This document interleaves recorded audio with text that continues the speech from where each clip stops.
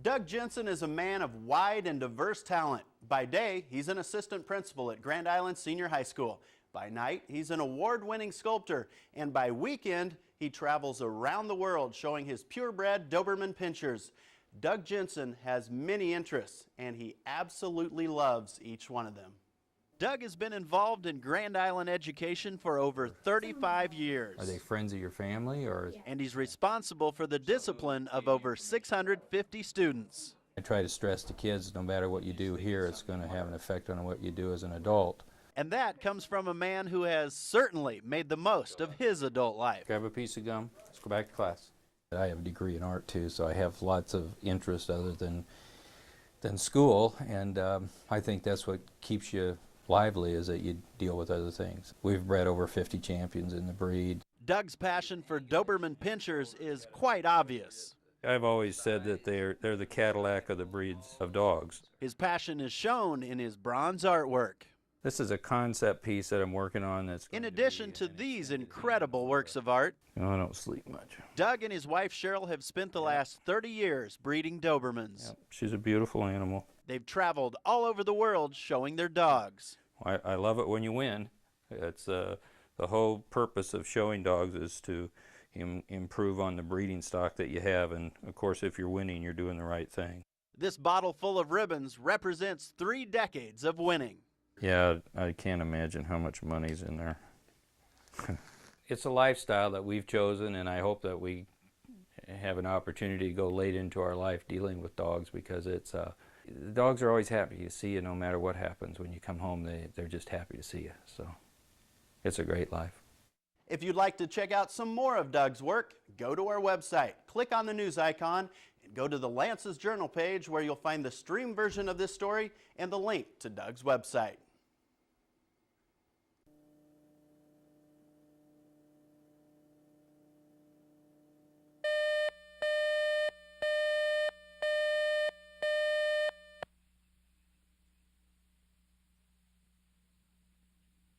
Just 1 year ago, Daughtry was a relative unknown competing on the 5th season of American Idol. He made a surprising early exit from the show, but he is capitalizing on his instant celebrity. He's now out on the road promoting his new #1 album. His nationwide tour made a stop in Lincoln this past weekend, and he took time to talk about his quick rise to stardom. It was like a puzzle, and it all just went together perfect. And you know, the album going to #1, being the fastest selling rock debut artist, which still seems like a lie to me. I don't know if I believe that.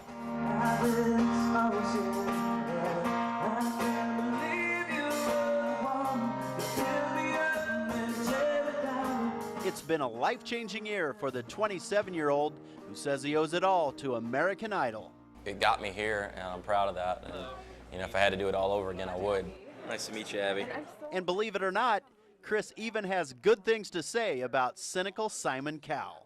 I tell you what, people get the wrong, they give him a bad rap, but he was so supportive of me and encouraging that, I mean, every time I've seen him, even after the show, he's like, you know, I'm so proud of you, and you know, we miss you here, and he's given me a lot of props. As have the hundreds of fans that lined the block in front of Knickerbockers before the show. I'm really excited because I love Daughtry. He's just the whole package. It's hard to argue with that. I wanted to be a comic artist, then an actor, and basically I just wanted attention. So. Well, mission accomplished on that front, but Chris does admit the instant celebrity status has been a bit overwhelming at times. You almost don't feel like you belong quite yet, you know, because it's all happened so fast. You're like, man, I'm really in this group of people that, you know, it's a little bizarre.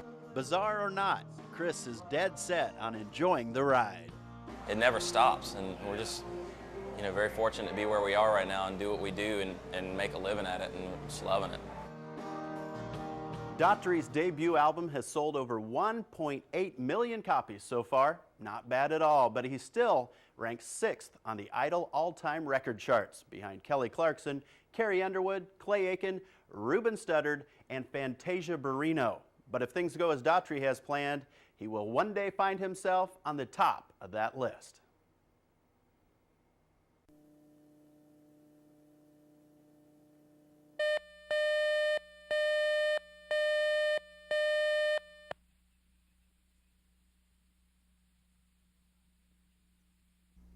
Cyndi Beeler spent her whole life dreaming of becoming a recording artist, but because she cared more about her family than her dream, her 7 children came first. Then, early last year, at the age of 46, Beeler met a man who would change her life. It was a fluke. I just emailed him and he just happened to email me back. That man was well-known Nashville producer Steve Ivy. I had known that I was at the point in my life where I either had to do something or forget about it. Her dream was still alive. I think God kind of guided him and I in the whole thing. He just kept pursuing me until he finally said, well, will you come down to Nashville and meet me? And I was, yes, I will definitely do that, because I'd always wanted to go to Nashville. Oh, your only home is in the sky. She signed an independent contract an hour after arriving in Nashville. 5 weeks later, she was in the studio recording her first CD. Hearts back to each other and find their long-lost dreams. That was the first time where I went in and I put the headphones on and I was, it was a big deal. And very intimidating, I might add. And adding to the magnitude of the moment, Ivy arranged for Elvis Presley's former backup singers, the legendary Jordanaires, to sing on Beeler's CD. They are the most gracious, fun men you could ever meet.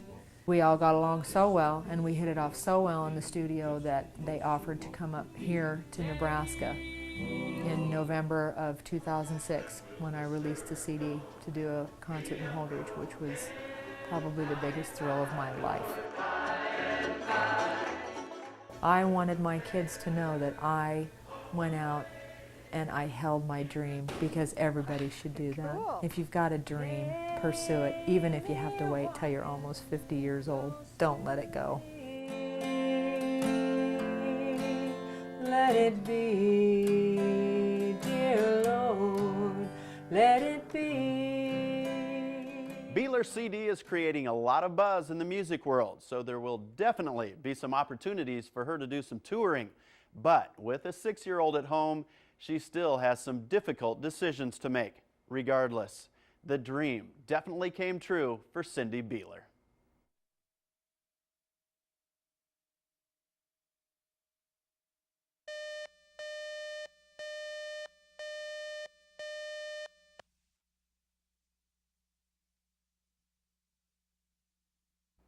Alex Gordon has been visiting Kansas City all of his life. Since he can remember, he and his family vacationed in KC, oftentimes hitting Worlds of Fun and then taking in a Royals game. But yesterday was a bit different. There were lofty expectations of the youngest Royal making his big league debut. The 23-year-old phenom has been to Kauffman Stadium many times, but never like this.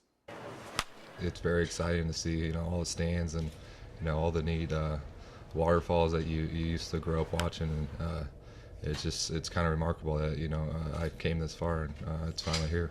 The third baseman, number 7, Alex Gordon. You still pinch yourself wondering if it's really happening, but he's worked really hard to get to this point, and it's every kid's dream to get here, but he's done an awesome job at it, and he's blessed to get here and walk out on the same field that Brett's been on. It's unbelievable. I'm sure he's very proud. I know he's told me that a lot, that he's very excited to be here. And like I said, I'm just very lucky that I'm close to home. There's nothing like the pride of a father who's watching his son step on a major league field for the first time. I actually had a couple tears, I think, when it first happened, but you just can't put it into words, honestly. Alex Gordon at third base in Kauffman Stadium. It's a sight Royals fans have been looking forward to ever since Alex signed his big league deal back in the fall of '05. I'm pumped to see him play. Absolutely, I think this whole city's excited about seeing what Alex Gordon can do. The sold-out crowd rose to their feet as Alex came to the plate with the bases loaded for his first major league at-bat. It was great. I wanted to get up there and drive the runs in. I think you could see I was aggressive and just trying to find any way to get a run in, hit it to the outfield or something like that. So just unfortunate it didn't happen. Not since 1962 has a player born in Lincoln played in the majors. Yesterday, Gordon became just the 8th capital city-born player to make it to the show and the 99th player from the state of Nebraska to play in the big leagues.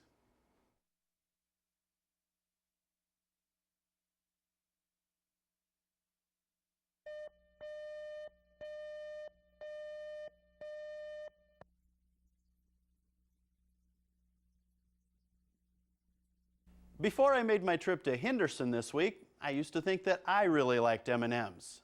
Boy, was I wrong. Bill Baumesberger, now he really likes M&Ms. He's been collecting memorabilia since 1984. Welcome to Bill's Candy Kingdom. Many times I'll come down the steps and I'll look at that and I say, am I crazy or what, you know? It's just, it's overwhelming. I never knew it would grow into this type of collection. Blue M&Ms, baby. Oh yeah. It all began with an M&M flower pot from his daughter. Started as a gift, and from there on I just started looking in all the stores. The 63-year-old says there's always one common question: how many? My daughter's done a lot of work logging it on the computer and everything. We're sitting at about 2,400 items. Yep, that's right. 23 years, 2,400 items. Keeps growing. I guess I'm starting to run out of space. Oh yeah. All chocolate all the time. I've had people say, how much money do you have in this thing? I have no idea, and I don't want to know what I have in it. The former radio announcer and city clerk is the leader of the search party, but sometimes Bill's wife just can't help but join in the fun. My wife used to say, we really don't need that, you know, and we'll go to different places and she says, hey, you don't have this, you don't have that, you know. So she's constantly on the lookout too, even though sometimes she don't want to admit it. She's out there helping me all she can. And of course, most of Henderson knows all about the M&M guy. A lot of them have seen it. Some are intrigued, and I'm sure there's others think maybe I'm just a little bit wacky, you know, for doing this. Hey, who turned out the lights? I'm on, babe. I'm on. After Sunday mornings eating too many M&Ms, then it's time to get on the treadmill, you know.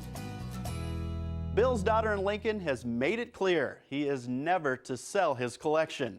She and her husband now have a big enough house to eventually display Bill's treasure.